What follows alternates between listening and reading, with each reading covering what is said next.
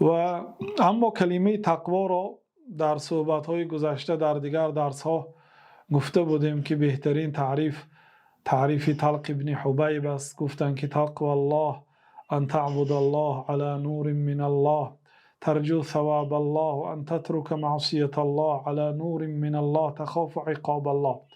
تقوای الله این است که الله تعالی را عبادت کنی با مقصد امید ثواب على نور من الله، با علم، و اینکه گناه را ترک کنی با علم و مقصدت هم خوف الله تعالی باشد.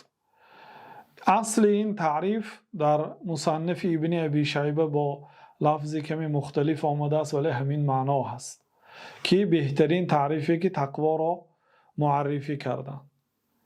خب در این بیت مصنف میگن که فرأس العلم تقوی الله حقا، اصل علم تقوای الله هست. یعنی وقتی که علم گرفتی علامتش این که در تو تقوا پیدا شود. ولیس بان یقال لقد رأست، نه اینکه گفته شود که تو رئیس شدی، راهبر شدی.